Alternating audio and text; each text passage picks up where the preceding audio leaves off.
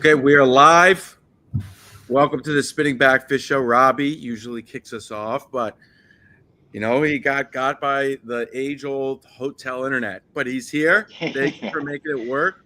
We are here. UFC Baku week, 1 week away from International Fight Week. PFL on Friday night. How we doing, fellas? Doing great. Very excited for fights this weekend. I mean, we talked about it at the beginning of the month. June is just like the whole summer, really. It's just like a crazy fight summer. It's just a banger card. I think it's a very, very good fight night card. I mean, main events, guaranteed chaos. I think guaranteed violence. Yep. I think that's all you could ask for from a fight night. Yeah, and it's Azerbaijan. First time they're in Azerbaijan. Dana said this week in an interview that his goal with the UFC is to get them in every country, which is a little bit weird considering that I don't know, it doesn't seem as if he's really trying his best there, but it's a new country. It's really close to a huge a huge military conflict in the middle of the Middle East. But I assume if the UFC feels they can still fight there, they'll be fine. I assume they'll be fine as well. But it is UFC Baku weekend. Before that, do we have any news? Dana kind of reversed track again in regards to the Jon Jones fight. He said we'll have an answer in a couple weeks. Feels like it's been a couple weeks for a while now. Yeah, and I think Ev put it in the group chat. He basically made it sound like if Jon doesn't want to do this, Aspenol's still headlining MSG and we'll just move on. Like, I think he's starting to get real fed up. Yeah. And it's weird because we saw Dana say at some point recently, this fight's 100% going to happen. But again, he's a promoter.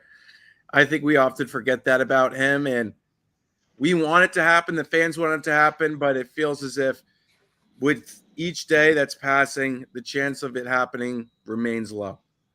Yeah. Unfortunately, and it's all Jon Jones' fault. Yeah, I think at this point it just comes down to like if Jones just like has a random epiphany where he's like, fuck it, I want to fight. I think that's the only thing that could change this course.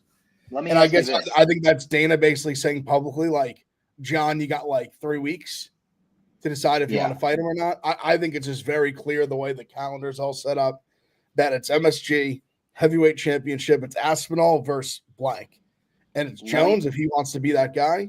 And if it's not Jones, then I guess it's probably gone, most likely. We have a new quote from Jon. Episode with the Nelk boys just came out, or just with Kyle from Nelk, Full Send podcast. Jon Jones on Tom Aspinall. I think he's awesome, man. I think he should go on and have a wonderful career. He's not in a position to excite me. If I whoop his ass, it's going to be a whole new fan base of somebody who everybody believes in. I completely disagree with that. That's insane. I just don't think there's who else. If he beats Tom, I understand Jon's point of view that, there's always somebody else. And that is true, but there's been a heavyweight prospect like Aspinall in a while. I guess you could say gone, but even then we saw him lose to Ngannou in a way that was kind of exposed to him. And now Tom Aspinall is on this run that is quite frankly unbelievable. You can't even compare it to Gon's run up to his fight against Francis Ngannou. Gon went 5 rounds with Volkov. He wasn't a killer like Aspinall is. Aspinall's going in there and just destroying people. Yeah. If Jon doesn't fight Aspinall, we know he does. He's been like, Aspinall doesn't excite me. I'd rather, like he said, I'd rather give him the title. They could take the title. I don't need the title. I'm going to chase fights that excite me. Let's say Aspinall, he doesn't do the fight. Aspinall moves on. They do Aspinall versus Gon, MSG, whatever. Does Jon Jones fight again? Or is he retired? Or is he like, fuck it, I want to fight Jamal, like whoever he called out last time, and they give him one retirement fight? I don't know. Well, I think that's possible. Like, I think Jones is enough of just a crazy person and just so inconsistent enough in his just like general behavior that I wouldn't be shocked at all if he just relinquished the title. They have the title fight Tom wins like easily as well. Like say like he just runs through Gon in a similar fashion that Jones did, and then the hype behind Tom builds even more, and it's like, see, like this is why like Jones, like especially imagine he goes in there with Gon, who obviously he's a great striker, and he just knocks out Gon in like 2-3 minutes, or just in the first round, he knocks him out in the first round, and then all of a sudden the hype's like, see, this is why Jon didn't want to fight, and I think that will drive Jon nuts because I think now like that's happening now, but if Aspinall does it to Gon in a similar fashion that he did, then it'll just heighten even more, and then he might just sit there and stew over. And Jones like is such a I think he does get a credit from the people in the know, but he's such like a high IQ fighter that he's such a sicko. I could see him in the lair just like studying Aspinall for like, I mean, he probably is now, like just studying Aspinall's every move. And I think maybe the best thing that Aspinall has in his favor in that regard is that he's had so little cage time. Like there's probably not as much to like pick up on or like reads that he could find or just like weaknesses in his game, as opposed to someone who's like had so much more cage time, has went like deep in fights. Like he just finishes everyone so quick. Like I'm sure there's just kind of less data to like calculate from. Do you think there's a possibility that, or not even possibility, I'm going to propose a world to you. Tom Aspinall's hurt, tore his ACL again. He's out for a year. We don't want that to happen, but let's just say it happened. Do you think Jon Jones is fighting Serial Gon at MSG this November? Yeah. I think if you lay out that scenario, I kind of do, and it would make Jon Jones a hypocrite, because what has Gon done that isn't like, like if Aspinall doesn't excite him, how could Gon excite him? But I do think just because it's the easier fight that he would go in and fucking do what he did to him. Yeah, imagine like they gave him like a I mean, the problem is, there's like, besides Gon, like there's just not really, I mean, even there's a lot of debate like over the like Volkov beating Gon in the last fight and that decision going the wrong way. But I still don't think you could just like, I just don't know if you could hype the Gon fight is the problem. Like a Jones Gon 2, like that's, I mean, obviously it's Jones. Like people will want to see Jones fight. But I just think it'd be a tough sell to think like anything but what happened last. Or like, what if, let's say it was Volkov. Like, let's just say they're like, it's Volkov. I weirdly think you could sell it a little bit more. I still think the general public would think Jones would win, and I think he'd be favored in the fight as well, probably pretty significantly. But I don't know. I just don't think there's anyone else. The heavyweight's got a little bit of a problem because of that. Like, I don't know. Because Aspinall's like finished them all, besides Gon. So I think that's kind of where the problem is. Yeah, and that card at MSG will be coming up, and hopefully we will be there via Game Time. And Game Time is around not just for MMA, UFC, but for baseball. And baseball is back, as we know. It is America's pastime, and there's nothing like getting to a baseball game, especially last minute. Lucky for me, I always use Game Time, the official ticketing partner of Barstool Sports. I was recently looking at Game Time tickets to go to a Mets game with my dad for Father's Day. And thankfully, Game Time got me there for under $30 per ticket, which was great. And it was unfortunately the Mets lost, but it was a great game it's a great experience at Citi Field. And you can do that for any game coming up in the baseball calendar. Take the guesswork out of buying tickets with Game Time. Download the Game Time app, create an account, and use code BACKFIST for $20 off your first purchase. Terms apply. Again, create an account and redeem code BACKFIST for $20 off. Download the Game Time app today. What time is it? Game time. And outside of that, I mean, some really good fights announced. We saw Pavlovich just got a fight against Waldo, which I think is a really interesting fight and one will be good for either guy. I'm trying to think were there any others announced? Obviously, we lost Costa out. Yeah. Crazy. I would say the Paulo Costa fight got moved to Chicago. That was supposed to be next week. Also, a lot of the fights are pretty much reported, but Dana did the video for the UFC Abu Dhabi card, which looks fire. Yeah. Incredible card. And that always will be. Like, with how much they're paying, they're always going to load that up. Bryce Mitchell in Abu Dhabi seems like a social experiment, PC Strickland says. It's funny. like Peter Yan, Marcus McGee being like the third fight on a fight night, that's a banger. Yeah. Whitaker de Ritter's a great fight. Great fight. I really like that fight, yeah. They just added a pretty good fight, in my opinion. It's under the radar, but it'll be good for the prelims. Muslim Sodakov against Carlos Leal. Obviously, Carlos Leal sets his game over to the UFC. He's been really good. And Muslim Sodakov is like kind of a good test for a guy like Leal. Sodakov is like the old man, but he's just like, he finds ways to win. And his striking is amazing. So I'm very excited to see that fight. That card in about a month's time, a month and change, will be very, very good. Can't wait for that. De Ritter Whitaker is going to be sick, of course. And then obviously Pico's first fight. We already knew all those, like Ev said, but Dana made them official. And then trying to think of anything else. They added some they like locked in a lot of the prelims for Chicago that do look really good as well.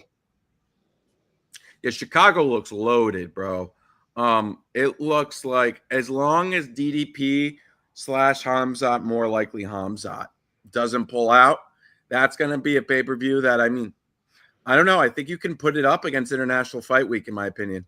Here's these are from the official like UFC post this on Instagram for prelims, and I guess somebody on the main card. Tim Elliott, Kaya Zakura, Brian Battle and Ruzabov, Jessica Andrade and Lupi, Karine Silva and JJ Aldrich, Chase Hooper, Alex Hernandez, King Green, and Diego Ferreira. This is like what a just carnage fight. GM3 and Lord Michelle. Yeah.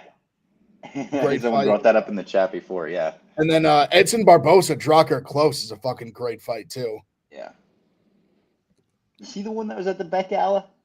Yeah, he and Drucker Close at the Beck Gala, and Kelvin Gastelum was at the Beck Gala. Hysterical. I wish we got him and Jeff D'Lo together.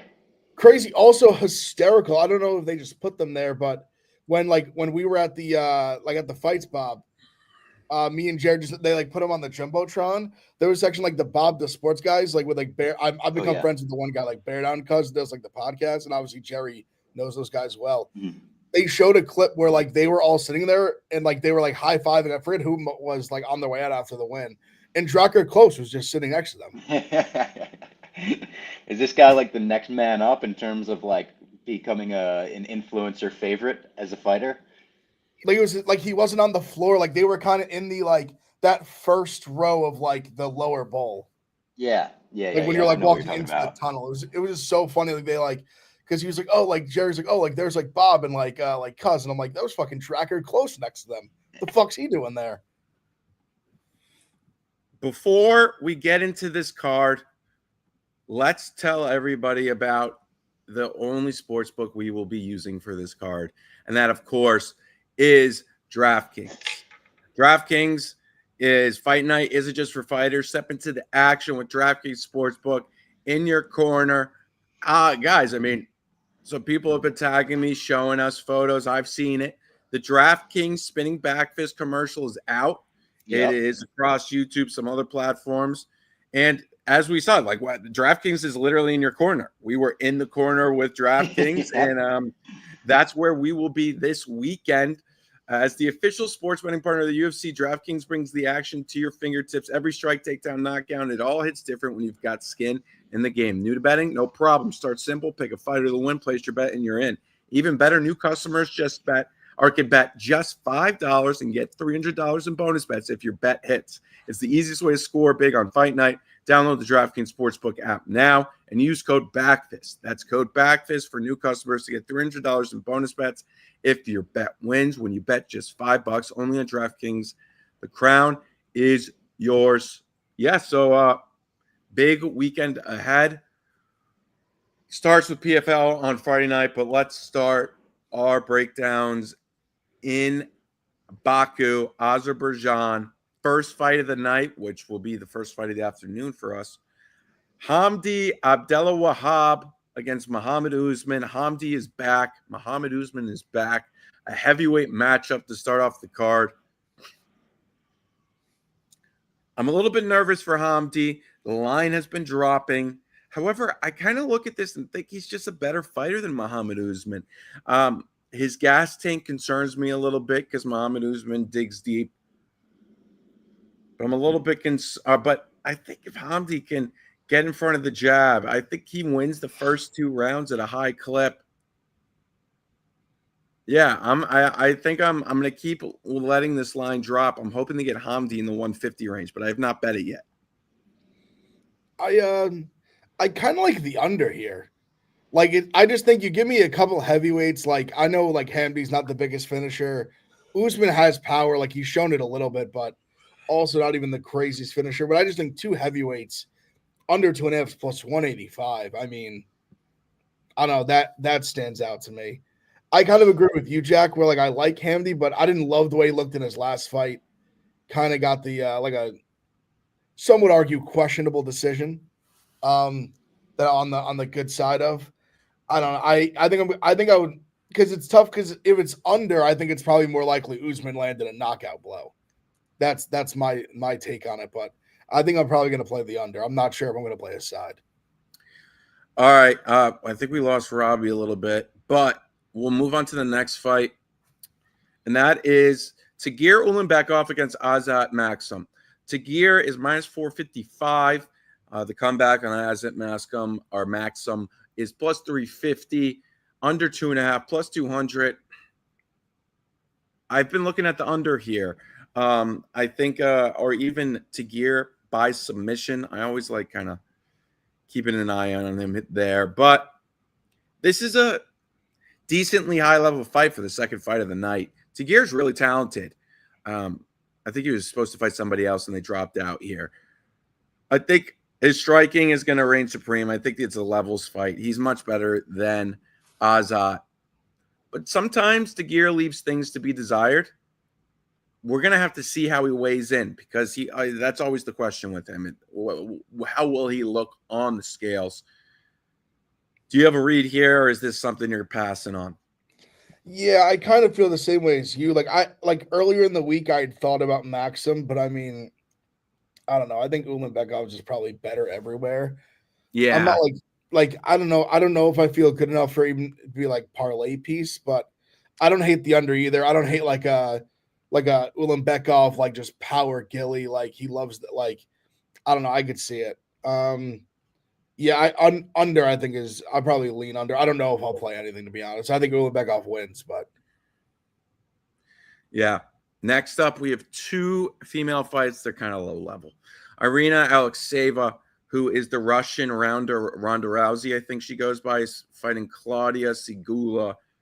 I've talked to some people that have said this is one of the lowest level women's MMA fights in the history of the UFC.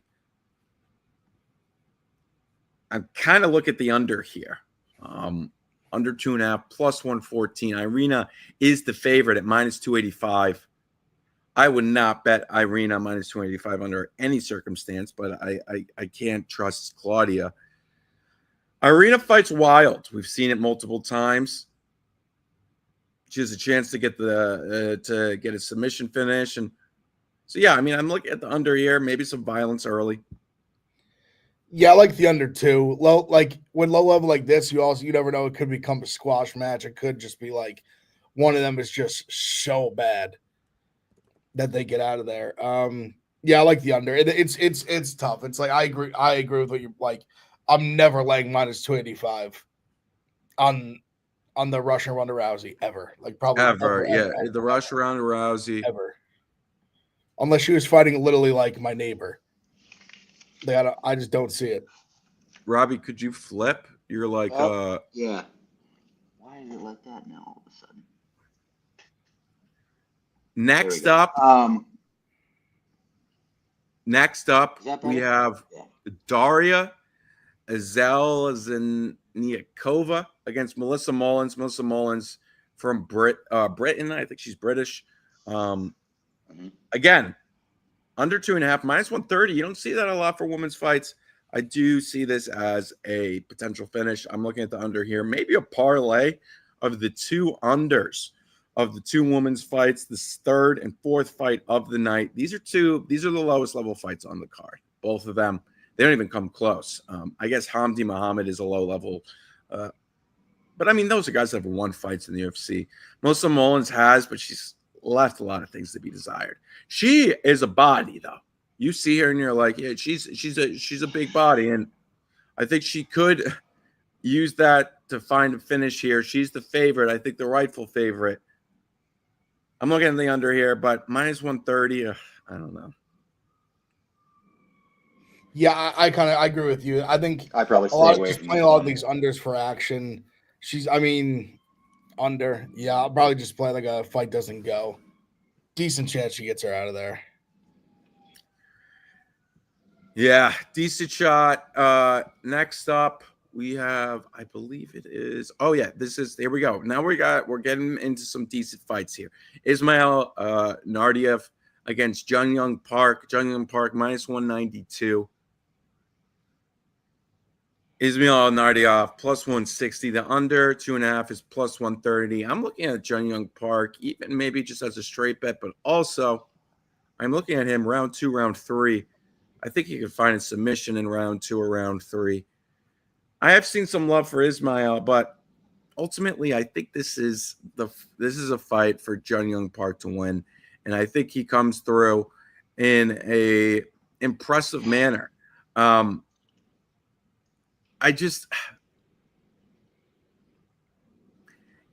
I think he'll get a finish in this fight. Nardiev's coming up in weight too. I think the size difference is going to be a lot. Yeah. He's coming up to 185. Nardiev was 170. I think this is a real shot for Jung Park to get a finish round 2, round 3. Really, really come through here for inside the distance even. I think those lines are out for there. Let me see on DraftKings. They are. Plus 215. He's plus 400 by sub. I feel like this is. I agree with you, Jack. He's plus 215 inside the distance. Yeah. Like a Jung Park, like 11-1 round 3. That's like a system play. I think this is a big play for. I think for me it's like a big money line play, and then trying to go after like some of the like submission inside the distance, round 2, round 3, all that. Like I think he should definitely take over late. I think he's more well-rounded, like you said. He's bigger, gas tank. I mean, we've seen this. This is like the Iron Turtle special. Yeah, I really think this will be an Iron Turtle special. Bigger size, the cardio, get him down. Really, kind of taking the deep waters round 2, round 3, 100%. Next sounds up, like it should be the special at a friggin' restaurant, the Iron Turtle special. 100% agree. Next up, we have Seokian Ko against Oban Elliot. Oban Elliot minus 455. I think I will be on Ko here, plus 350. I think you can make a lot worse bets. Ko looked pretty good in his Dana White Contender Series fight. And on top of it, Oban Elliot, I think Oban's a guy that's he's a good fighter. He's going to win most times by decision. I don't rank his finishing equity that high. If Ko could get going here, he could steal a round or two, and then that plus 350 may be looking like minus 150, plus 120 on the live line in the third round. And so, yeah, I'm definitely interested in Ko. The lines come in a little bit, and Ko's a good fighter. He was a Sambo world champion. I think he just has to avoid the grappling, but we'll see. I think there's too much love here for Oban Elliot. Yeah, I just think this is a crazy line in Oban Elliot. I think Elliott's a good fighter, but I mean, we've seen this. He got clipped by Val Woodburn. In his Contender Series fight, it could have got stopped, honestly, and I don't think people would have complained. I give him a lot of credit. He's got a lot of heart. He does. Won the fight. He's definitely a tough guy. It's not like trying to discredit him in that way. It's more. I just think his skill level, he shouldn't be laying minus 455. Honestly, the guy fought like beating contender series fight, super dangerous, like big hitter. Yeah. And I think Co's well rounded. Like I think this is I just think this line's crazy. Like I just like 350. I think he should be like maybe plus like 180, like something like that. Like I think 350 is just a crazy line. I was glad when you said it. I'm glad because I was like had it highlighted on the page. Yeah, like Oban's 350 was it just too big of a number. Oban's a good, like, I have nothing wrong with Oban. Like, I think we're on the same page with him, but I think he's pretty good. He's not a guy that's going to go in there and just kill him. And I think that's what a line like this suggests. So I'm definitely looking at him for sorry, just got it. Yeah, so I'm definitely looking at it for a play. And next up, I mean, this is such a fire card, bro. Next up, Muhammad Naimov against Bogden Grad. This fight is I think, one of the most excited I am for a fight on this card. Obviously, the main event's a killer, but Bogden Grad is so much fun to watch. He's insane. And honestly, Muhammad Naimov has given us a lot of great fights in the UFC. This is great matchmaking. I'm very excited to see this one. Right now, Bogden Grad is plus 225. The under 1.5 is plus 190. What is the under 2.5? Minus 105. I feel like I got to take that. Someone's going to die here. They have to die, right? I was going to say before you started, Jack, I was saying, can we just take a moment to appreciate Bogden Grad? Like this guy, I know we've only seen him twice. And twice, meaning one is the contender series. All he's in is just wars. Like he fought the guy who just lost to what's his name? Gauthier or whatever. No.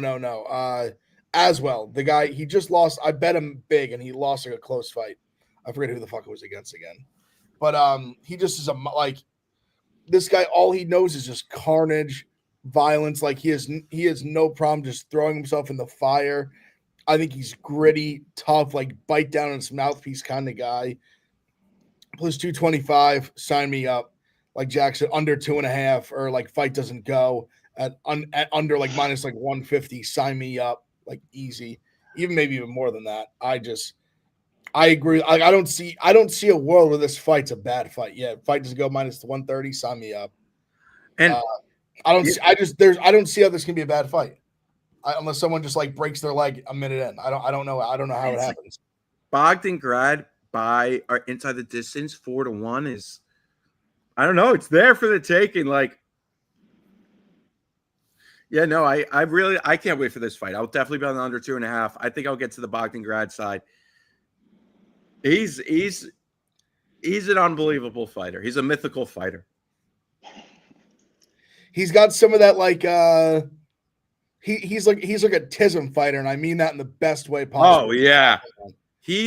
All this guy knows, he just loves fighting. He just loves to get in the cage and fight. We saw Gustafsson, who said like his fight plan was to go full retard. Yes. That's how Bogden Grad fights. Like he may die, but he's gonna have some moments, but you have to kill him multiple times. Yes. Yes.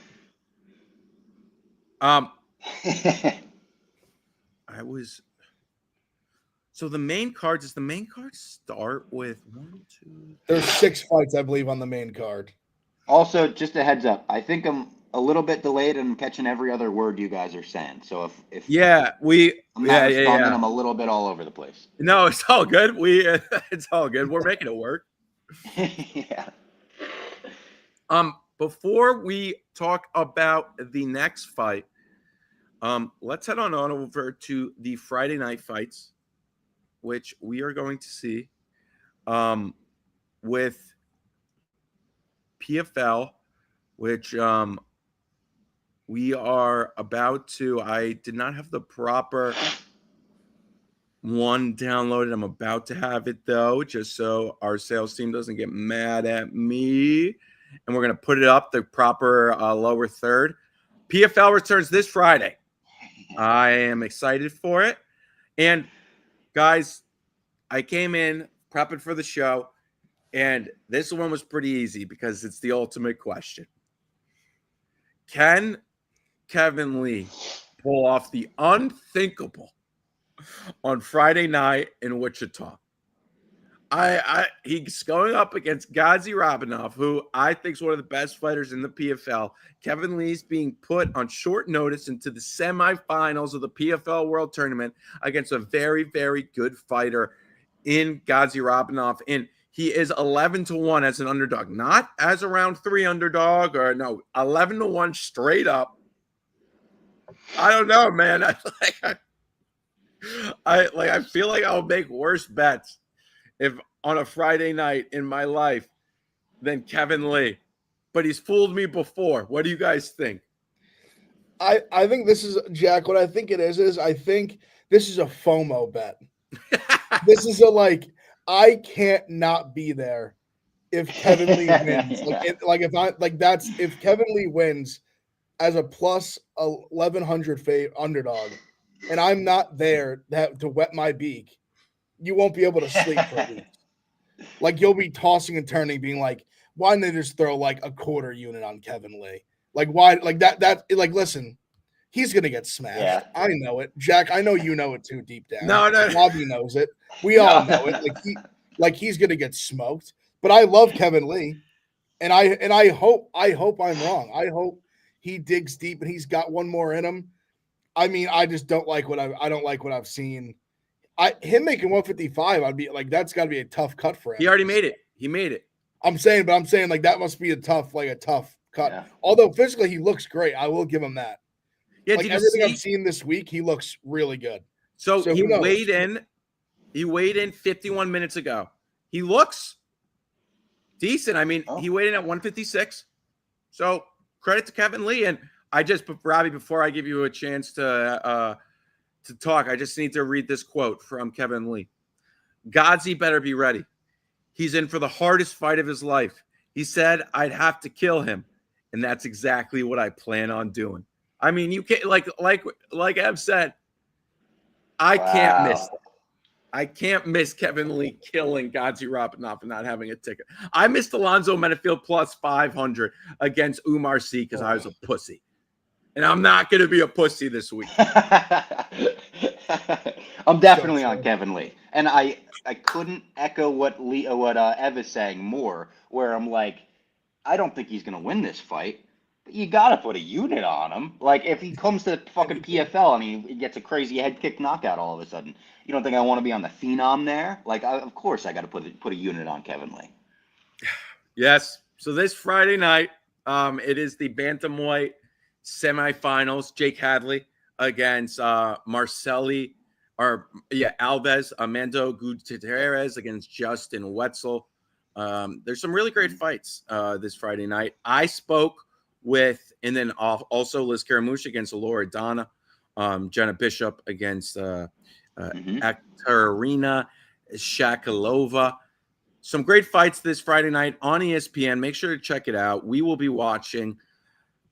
I talked this past week or on Monday with Dalton Rasta. I'm going to release that interview on Monday for obviously next Friday's card.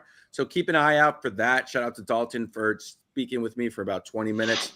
Can't wait for that fight. But first up, we have our second semifinal event of the 3 semifinal events. We saw it last week, and then we're going to see another one on next week in Chicago. So let's get back to the UFC Baku card. Nazim Sodakov against Nicolas Mota. Great fight. Nazim Sodakov is he had that weird fight with what's his name, where he didn't fit. What? Bonfim? No, what was the one where he technically finished him, but it was an eye injury? Bonfim. No, there's another. His first fight, Fletcher. Was it Evan Elder? Elder. That was a cut, I think. So, I mean, he's technically. He's gone to war in almost every single one of his fights. The Slaviclaus fight was unbelievable. McKinney, he got McKinney out of there pretty. His last fight against if the McKinney fight, I recall correctly, he dug deep, right? Wasn't McKinney killing? It was the second round, but he like put him in that crazy like he had him where his arm was pinned. He took his back and his arm literally pinned, so he just like threw in the choke pretty easily. This is another violence fight. The under 1.5 is minus 110. Nazim Sodikov's minus 485. This is a big line for Nazim. I think he's deserved of it. Mota is just kind of like, yeah. I'm close to a point where Sodakov may be a parlay piece. I'm not there yet. I think Mota's disappointed us recently, right? Yes, if I recall correctly. I remember betting on him, I think, in the last year and being like, Jesus Christ, never again. He got knocked out badly by Manuel Torres. He got knocked out bad by Jim Miller in his debut. That's right, He knocked out Tom Nolan, I know, that like the Canadian prospect. Yeah. I think Sodakov is like, I think this is like levels. Like I think Sodakov is just like a lot better. Especially on the feet. I think there's a good chance he knocks him out. I wish the line was like the KO line in DraftKings is minus 105. Like that's not, I don't like love that. If his knockout line was plus like 150, I probably would have been in. I like a parlay piece. Maybe even because I think his submission's so good. I may even by finish as well. Let's see, what is he by finish? That's gonna be juiced, but how juiced? Yeah, I don't minus 170 by finish. Like I really do feel confident he finishes him, but probably like a parlay piece. I'd probably maybe round 2, round 3, because he's someone who's very calculated. Mm-hmm. We saw him make that question mark read against recently against Bonfim, and obviously that was a finish for him. Great win. So yeah, I mean, I'm very and he sometimes takes some time. So maybe round 2, round 3. Next up, this is another great fight. Tofik Musayev against Mkab Orbai. Musayev is 35. Another guy who's kind of coming over from Bellator. Mm-hmm. And Mkab Orbai, as we know, is a legend of spinning back fist lore. His fight against Rebecca was unbelievable. They went to absolute war. Mkab is minus 155. There's been some line movement towards Musayev. I still kind of think Mkab covers him here. I'm considering going against the steam, minus 155, even if it drops a little bit more. He's much younger than him. I think he can kind of do what he's done to other fighters.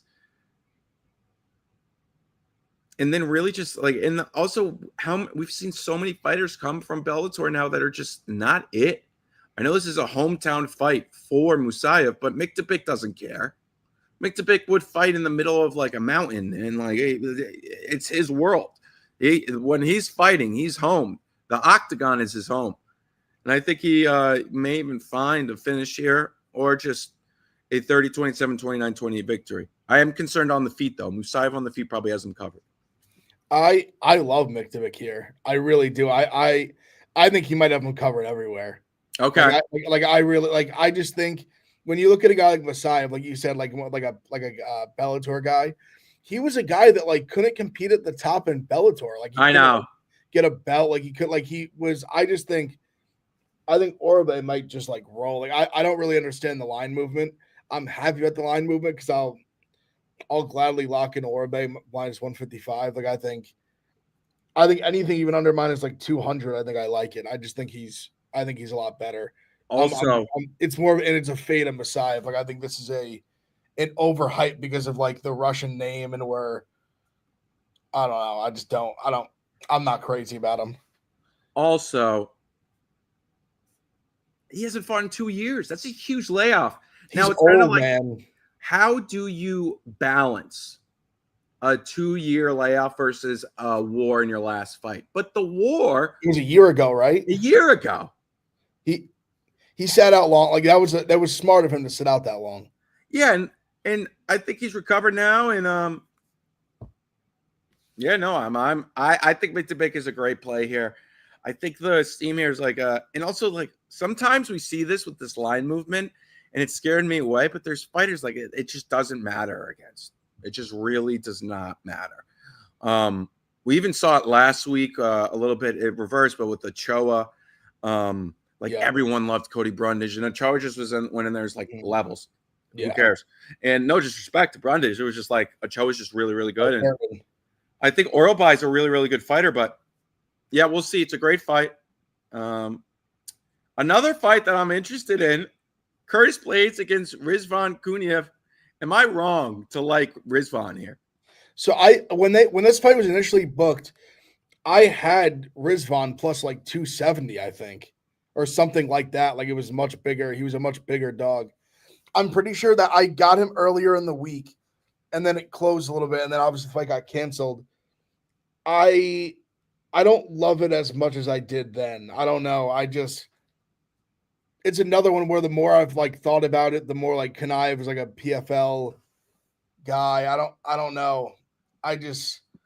Blaydes, I think still is probably, I know we've seen him get knocked out a few times and those kind of things, but he probably still is a little underrated. I don't know. I've went back and forth on it. I like Kanaev a lot better, plus like 250 plus obviously than 195. But Blaydes just scares me because he is chinny still and everything. I don't think he's a great I think he's more of an offensive wrestler. I don't think he's like the greatest defensive wrestler. Like we've seen, like we saw Almeida like just ragdoll him around until he just landed those like hammer fists. Probably a Rizvan or no play for me, to be honest. I don't like Blaydes enough to lay like in this fight to lay on this 240. Yeah, there's also levels here in terms of like level of competition. Curtis has fought against just everybody, and Kuniev was a cast off in the PFL, but I don't know. I keep thinking about this one. I haven't bet anything there yet. Before we get into the two co-mains, which are just unbelievable, let's talk to everybody about our favorite vodka, the official vodka of Barstool Sports. You'll see him in the cage, maybe not this weekend, but you see him in the cage all the time for the UFC. New Amsterdam Vodka. New Amsterdam Vodka. Find your wins with New Amsterdam Vodka. We do it every weekend. Nothing better than watching some fights with New Amsterdam Vodka. You can make your own drinks or just drink it. Maybe you drink it on the rocks. That's up to you. This episode is brought to you by New Amsterdam Vodka, the official vodka of Barstool Sports, the official vodka of UFC, in our opinion, the official vodka of winning. Yeah, we got a champion vodka over here. You match this vodka up against any vodka out there, and it is a TKO. Find your wins with New Amsterdam Vodka. We love New Amsterdam Vodka. Pink Whitney, New Amsterdam Vodka, just so there's the New Amsterdam Vodka bar. As you've always said, Ev, no better bang for your buck. Shout out New Amsterdam. We appreciate you sponsoring the show, sponsoring the UFC, the official vodka of Barstool Sports. New Amsterdam Vodka has been a part of Barstool for a very long time, and I hope that stays for a very long time as well. Shout out New Amsterdam Vodka. We love New Amsterdam Vodka. It really best bang for your buck in the game. All right.